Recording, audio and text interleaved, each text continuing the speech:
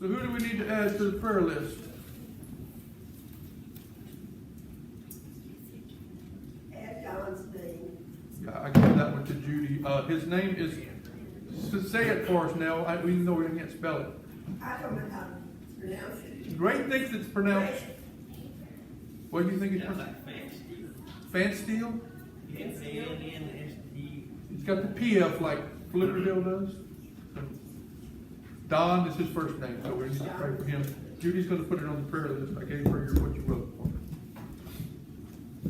Anyone else? Elaine Hayes' funeral is tomorrow. If anybody know that wants to know. At the First Baptist Church in Queen. Did y'all hear that? No. Elaine Hayes' funeral is tomorrow at First Baptist in Killeen. Visitation is tonight at the funeral, Crawford Barrett Funeral Home in Queen.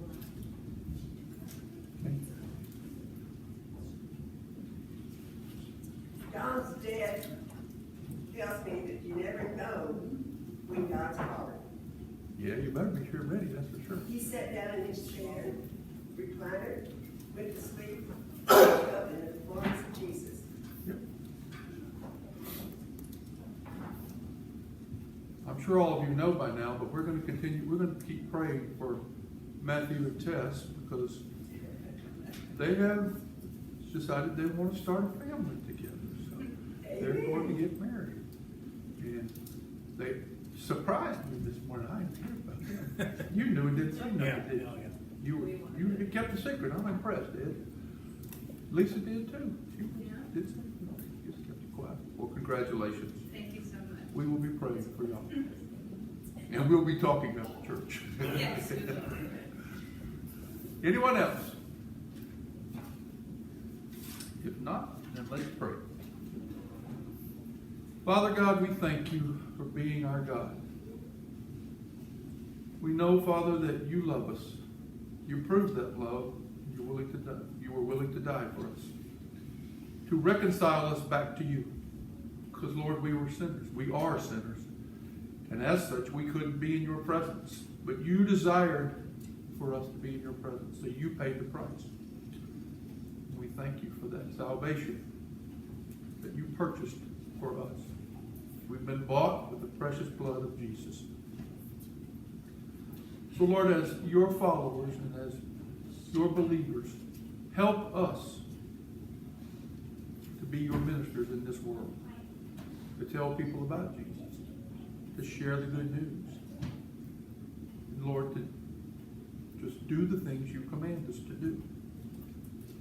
We pray, Father, for those that have been mentioned on our prayer list, especially those that have lost loved ones. We pray you would fill the hole that's been left in their hearts with your love and with our love as we have opportunity. Be with us, Father, as we worship today. Help us to always worship you in spirit and in truth, and to lift high the name of Jesus. We love you, Jesus, and we pray this prayer in your name. Amen. All right, let's stand together. You can turn in your hymnal if you want. Let's see what I did with it. There it is. Or you can this way. Yeah, that way. 295 and 296 are one right across from one another. And then turn into, if you want to go to page 13, we'll sing when we finish these two songs right here. Here we go. All hail King Jesus. All hail Emmanuel. King of kings, Lord of lords, bright morning star. And throughout eternity, I'll sing his praises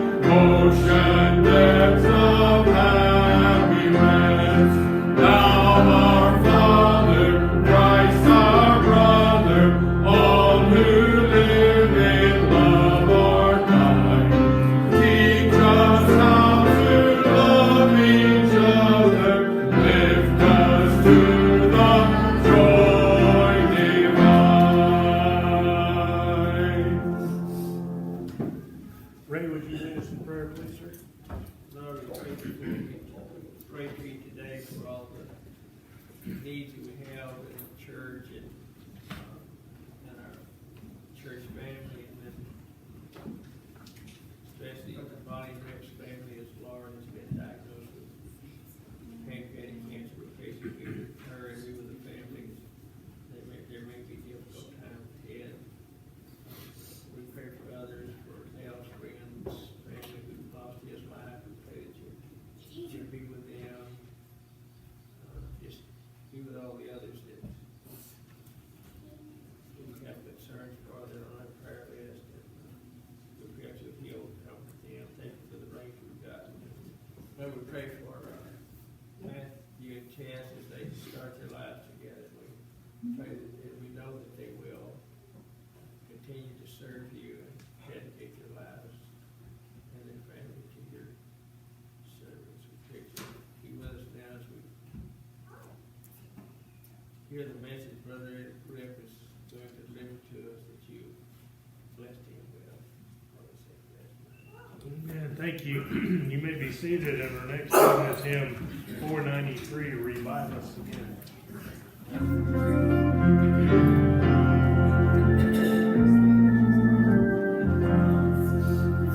We praise thee, O God, for the Son of thy love, for Jesus who died and is now born above. Hallelujah, thine the glory. Hallelujah, amen. Hallelujah, thine the glory. Revive us again. We praise thee, O God, for the Spirit of love, who has shown us our Savior and scattered our night. Hallelujah, thine the glory. Hallelujah, amen. Hallelujah, thine the glory. Revive us again.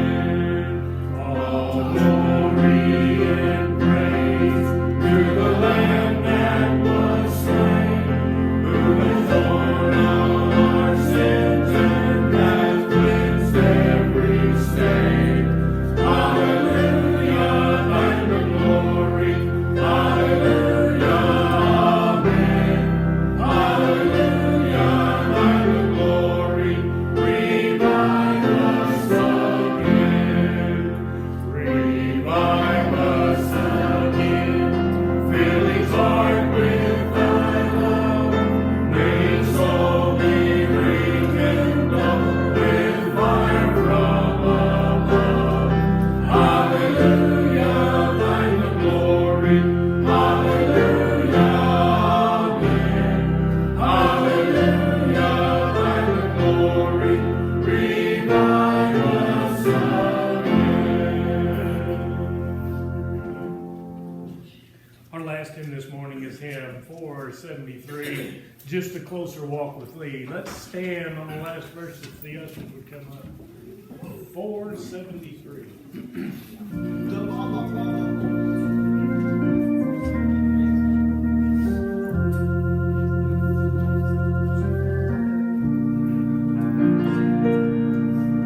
I am weak, but thou art strong.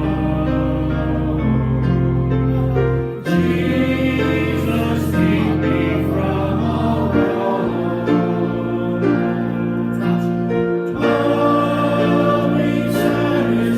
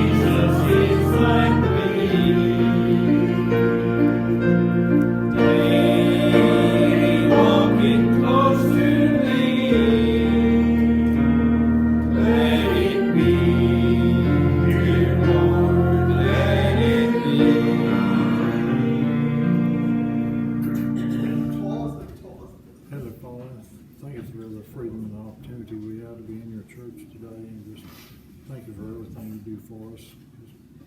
Thank you for sending your son, Jesus Christ, to die on the cross for our sins, and just be with us as we take this offering, and bless it to be used for your kingdom here on earth.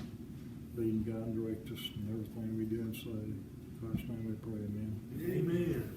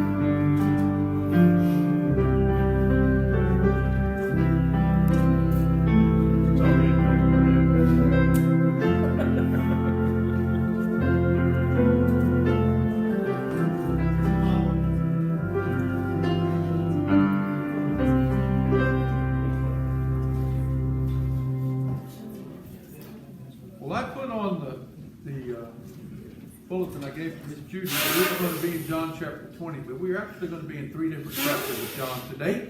So you're going to have to put your fingers in a couple of places. We're going to start in John chapter 11, and then we'll go to John chapter 14, and we'll end up in John chapter 20. So there's 3 different chapters there, 11, 14, and 20. The sermon this morning is entitled, Dismantling Our Doubt. Many years ago, after 10 to 15 years of running, I began considering surrendering the full time ministry. My dad told me when I finally made the decision, he said, "Oh, I knew when you were 15 God was going to get you." I said, "You didn't bother telling me?" He said, "Nope, you had to find out on your own." I said, "Okay." You know, my mind was flooded with questions like, I know a lot about you, God, but do I really know you? Do I have the information without the inspiration? Why do you not answer my prayers? Why do you never answer why questions?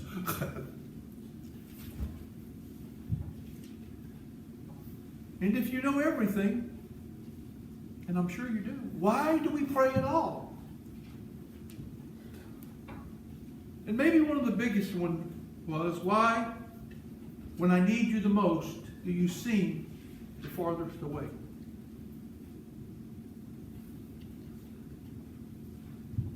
But really the most haunting question of all to me was, how is it possible you can use me? If people really knew my doubts, they wouldn't listen to me. How can I be a minister for your kingdom with all these doubts? Now, I'm not going to ask you to raise your hand, but have you ever felt that same way?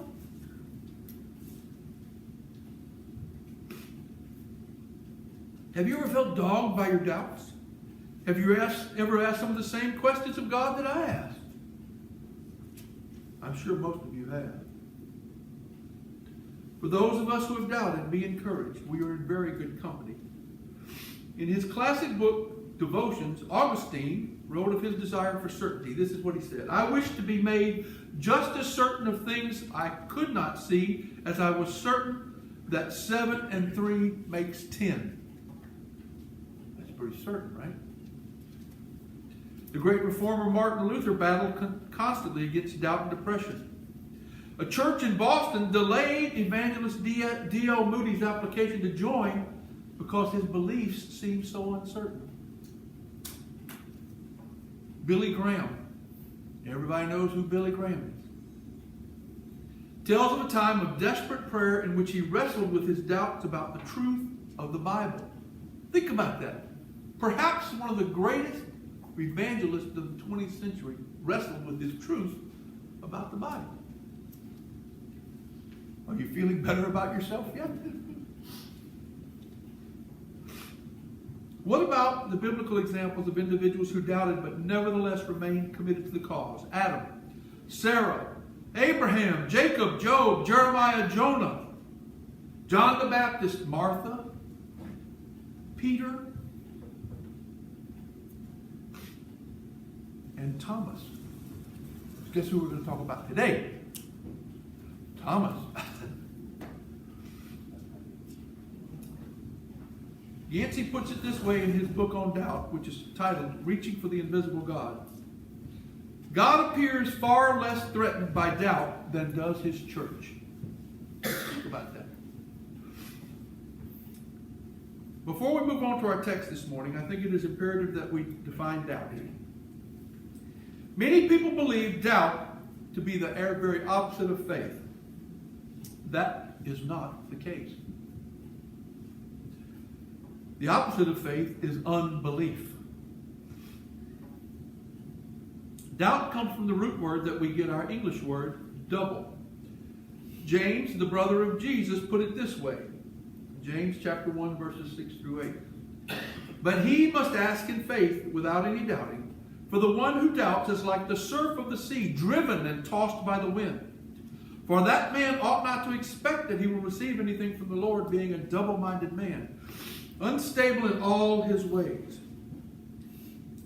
Os Guinness, an author, wrote, and he gave a definition of doubt.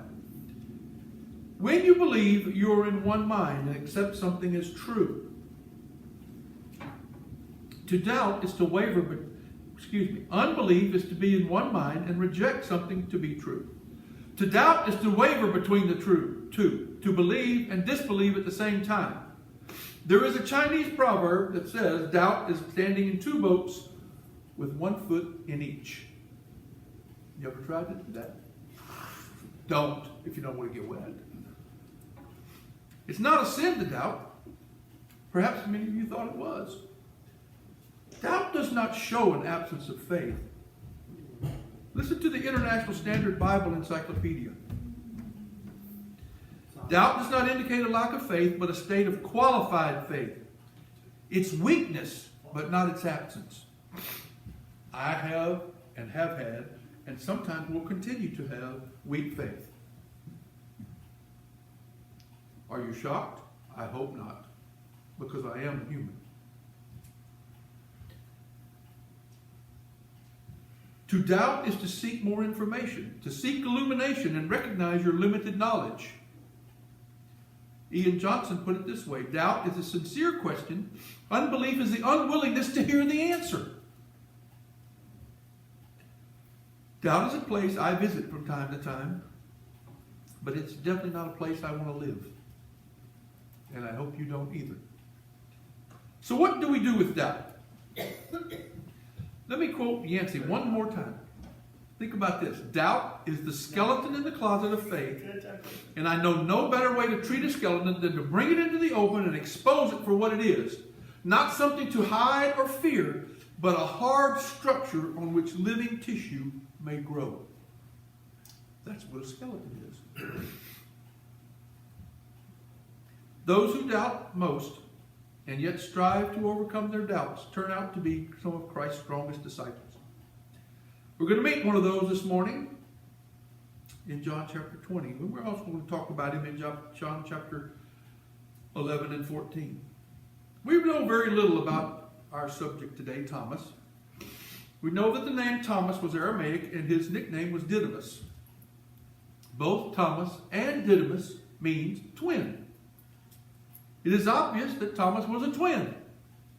Have you ever wondered why Jesus picked Thomas and not his brother? I have. That's another one of those why questions he'd never answered. We know that Jesus prayed all night in Luke 6:12 through 16 before choosing his closest associates. Thomas was the seventh apostle called. One thing that is for certain, only Judas Iscariot has been criticized more than Thomas. We do know a little bit about his personality. He tended to be pessimistic and emotional. This was a glass half empty guy. He would win the Eeyore Award if we were talking about poo. You know, Eeyore the poo. I just know everything's going to go south. It's going to turn out terrible. Right? So we're going to look at 3 texts this morning. First 2 we're going to just take a jog through. The third we will kind of take our time through, learning some valuable lessons. So turn with me to John chapter 11 first. That's where we're going first.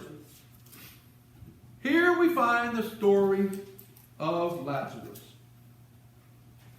Jesus' friend, brother to Martha and Mary. And we find out that Lazarus was sick. Beginning in verse 6, we read, so when Jesus, heard that Lazarus, was sick, he stayed 2 days longer in the place where he was. Then after this, he said to his disciples, let's go to Judea again. Now, before we go to verse 8, which shows us exactly how the disciples feel about this idea, Jesus had just left Judea because the Pharisees and Sadducees and scribes and the religious leaders were ready to stone him. So the disciples speak up and they say, wait, back up one more time. The disciples said to him, Rabbi, Jesus, really, seriously, you want to go to Judea again? The Jews were just now seeking to stone you. And then Jesus proceeded to tell them, got to walk in the daytime when there's light to see. And they were going, huh? What you talking about? What he meant was, I got to do my Father's will. And I've got to go to Jerusalem or Judea. And Thomas, old Thomas, we think of doubting Thomas. But he spoke up, and this is what Thomas said. Therefore Thomas, who was called Didymus, said to his fellow disciples, let's go too, that we might die with Jesus. Are you ready to die for Jesus? Thomas was. This was courageous leadership. He loved Jesus enough to be willing to die. Is our commitment to Christ that strong? In this country, we don't get tested in that, for the most part. We don't know what persecution is. There are people in the world that does, though. I don't remember how many Brother Ray told us in Sunday school, but there's a large number of Christians that die every day around the world for their faith. Because they're willing to die for Jesus. Thomas really is an example to all of us. If called on, would we be ready to die for Jesus? Here is a more relevant question for our culture. If called on, and you are you willing to live for Jesus? Not die, but live for him. And tell people about it. Now turn with me to John chapter 14.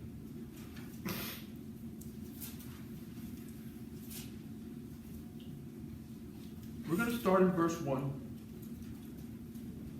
And we're going to read verses 1 through 4. Jesus tells his disciples, you all heard this. You could probably quote this passage. Let not your heart be troubled. Believe in God, believe also in me. In my Father's house are many dwelling places. If it were not so, I would have told you, for I go to prepare a place for you. And if I go and prepare a place for you, I will come again and receive you to myself, that where I am, there you may be also. And you know the way where I am going. The disciples had just witnessed the raising of the dead, the healing of the deaf and blind, and the feeding of the 5,000. Jesus' ministry was just getting into its full swing. roll, and Rome better be worried. But then Jesus shifts gear and begins talking about his imminent departure. He tells of his disciples of his plans to go away, to prepare a place for you. Can you imagine them being dumbfounded? Like, what? What are you talking about? Where could he be going? They whispered quietly one to each other. Finally, guess who spoke up and asked the question nobody else would? Thomas. He said in verse 5, Thomas said to him, Lord, we do not know where you are going. How do we know the way? You all want to repeat verse 6 with me?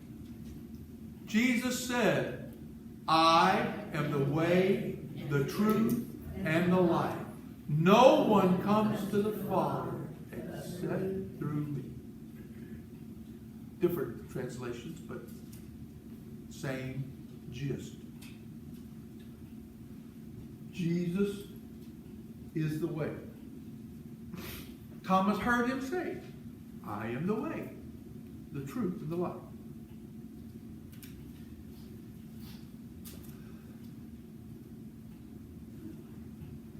Thomas said,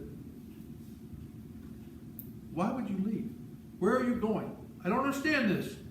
If you don't give a map, how can we know the way? I'm confused. I love you, Jesus. I have left everything to follow you, and my heart is breaking here. Thomas asked for clarification. And Jesus gave one of the most memorable and quoted responses of all in Scripture. I'm still thinking that Thomas went, huh? Because that wasn't what he was asking. He was asking, where are you going? How do we get there? But Jesus wanted him to know how he got there was through him. Maybe you have some questions this morning. Maybe they're hard questions. That doesn't necessarily mean that you are doubting God. Thomas just needed information. He wanted clarity, and he wanted some light shed on his fuzzy understanding. This is what God said through the prophet Jeremiah in 29:13. You will seek me and find me when you search for me with all your heart. You know, you think God is far away? Guess who moved? It wasn't him. It was us. Now turn with me to chapter 20, where we're going to spend the rest of our time.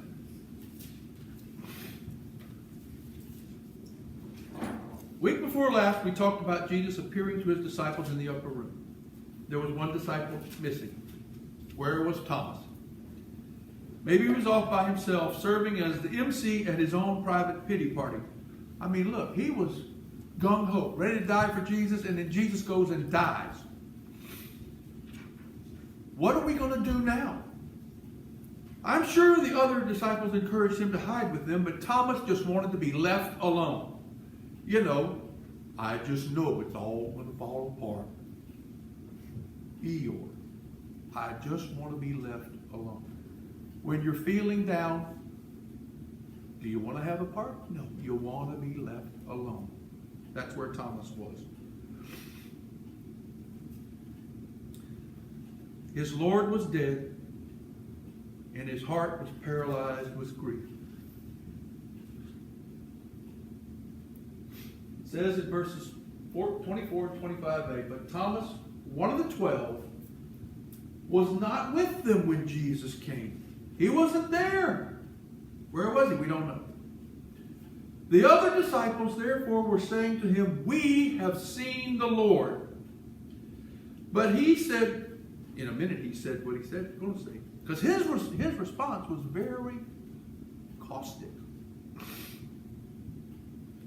You see, he didn't believe Jesus when he said he would rise again. This wasn't just doubt. He didn't believe it. As a matter of fact, most of the disciples didn't believe it when he said, I'm going to rise again. Until they saw him.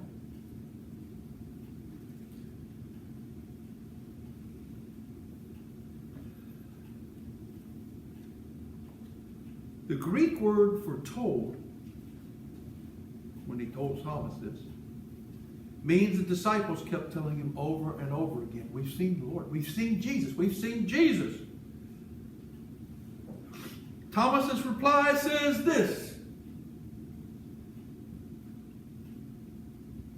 but he said to them, unless, put some provisos on him believing, unless I shall see in his hands the imprint of the nails, and put my finger into the place of the nails, and put my hand into his side, I will not believe. Now, there was no equivocation with Thomas. He didn't say, I might believe. He said, I will not believe unless this happens.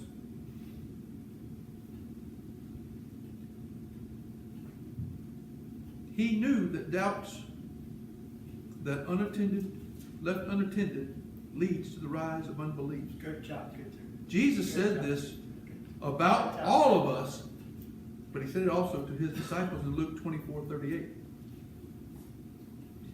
Why are you troubled, and why do doubts arise in your heart?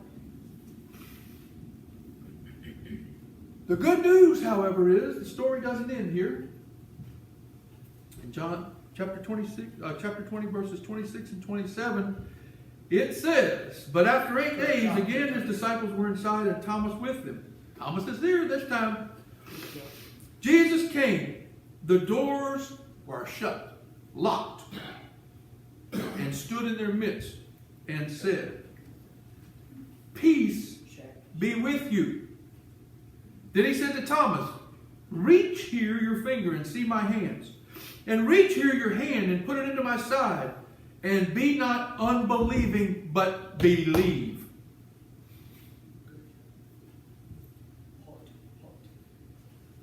There are several important lessons from these verses. First, the first time that Jesus appeared, Thomas wasn't there. Thomas missed Jesus because he missed the meeting. The writer of Hebrews cautions us this. Let us consider how to stimulate one another to love and good deeds, not forsaking our own assembling together, as is the habit of some, but encouraging one another, and all the more as you see the day drawing near. If you miss church, you never know what you're going to miss. Make a commitment to be here every Sunday with your ears open to hear what God has to say. This time, however, Thomas was present. This is number 2. The disciples accepted him, doubts and all. At Briggs Baptist Church, you don't have to have all the answers to be a part of our family. Bring your questions, bring your doubts. You are welcome. We'll work on these together. We'll figure them out. Third, though the doors were locked, although the disciples had seen the risen Lord, they still had the doors locked. They are so human. So are the rest of us, by the way. They were still controlled more by fear than by faith. The fourth thing is important in these verses is peace be with you. I believe this was said for Thomas's benefit, mostly for Thomas. The other disciples already had this experience. Now it was Thomas's turn to freak out. Then Jesus said to Thomas, put your finger here, see my hands. Reach in your hand and put it in my side. Thomas couldn't believe what he was seeing. His Lord was alive. Jesus is alive. How is that possible?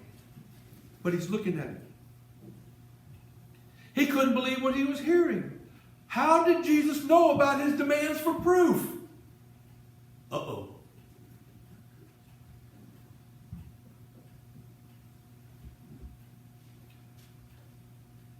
He started to feel small and ashamed. We need to be patient with the slow of heart. Some people have doubts because they lack information. They don't know the facts that could help them believe. We need to pray for the troubled heart. There are some who doubt because they are simply overwhelmed with confusion. We need to refresh the faint of heart. Often doubts can arise from being tired or emotionally exhausted. We need to encourage the fearful heart. A lot of us doubt because of self-esteem issues. We need to love the wounded heart. I believe most people probably their doubts fit into this category. While some of us have serious questions about doctrine and theology, many people are simply disillusioned by the people in the church. They've been let down by Christians and people in the church. They put up walls to protect themselves from further pain. What is the answer for such people? We read it this morning in Sunday school. Jude, the brother of Jesus, said, "We have mercy on some who are doubting," because we've all been there. Do you know someone who has been hurt by the church? Love them. In Jesus' name, love them. If they give you grief, love them. If they cast aspersion upon you, love them. Who did Jesus say we were to love? Who was it? Your neighbors. Everyone. Enemies, neighbor, people around you, those that have reviled you, those that talk bad about you. Who's left out? No one. God so loved the world that he gave his only begotten Son. That whosoever is left out of whosoever, no one's left out, believes in him, should not perish, but have everlasting life. So Jesus offers his hands, his side as evidence for Thomas. Jesus told Thomas to do the things he said he had to do. I find this interesting. Thomas disobeyed Jesus. He didn't do it. What did he do? In chapter 20 and verse 28, Thomas answered and said to him, "My Lord and my God."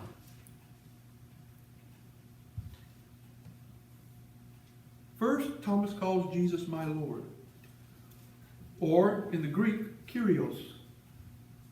It was a way of saying, I surrender to you completely. You are the Lord of my life. You are the leader of my heart. Then he says something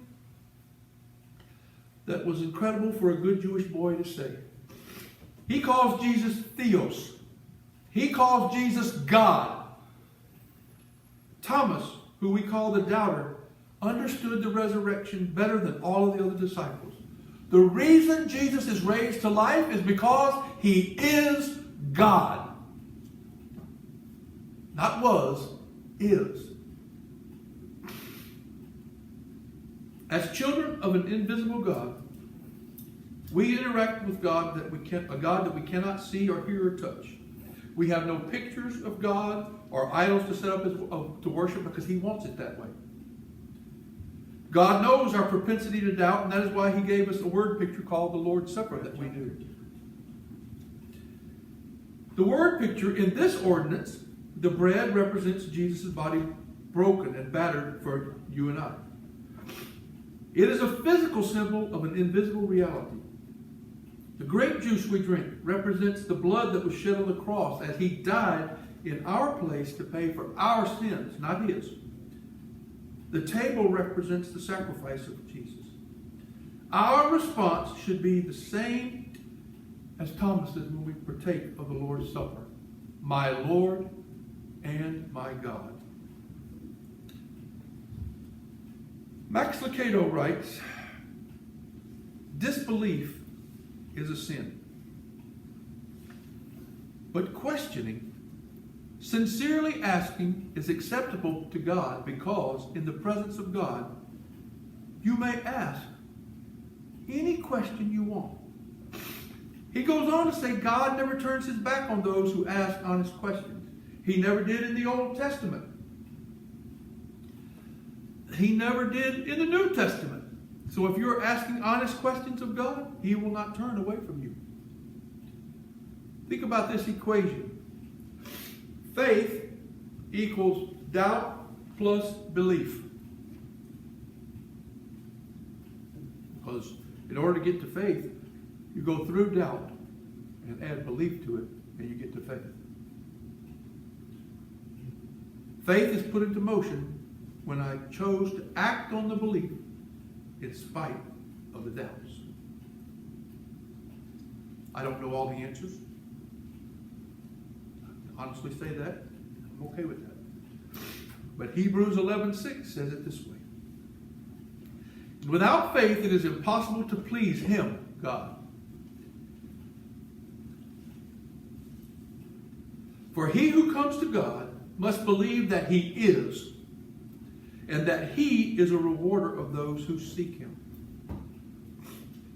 If you have doubts about God, seek Him. Ask Him. Knock. Don't give up. Don't just go, oh, well, He's not answering. No, He says knock. Keep on knocking. Don't stop knocking. Keep on asking. Ask, ask, ask, knock, knock, knock. Because He wants to tell you. Another Max Lucado quote, perhaps the reason that God does not always give us the answer to the whys of our existence excuse me, is that He knows we haven't got the capacity to understand the answer. In learning to depend on God, we must accept that we may not know all the answers, but we know who knows the answers. We know the one who knows all the answers.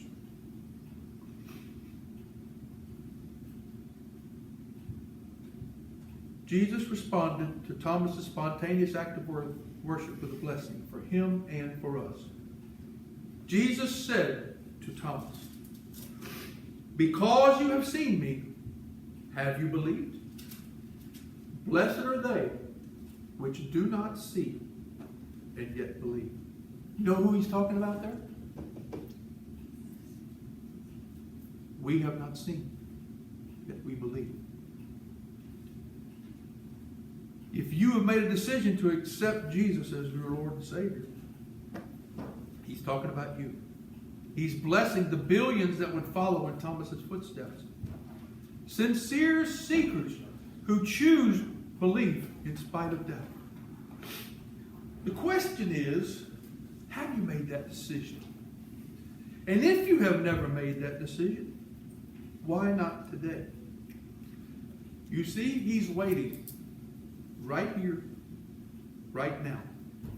Won't you come? Let's pray.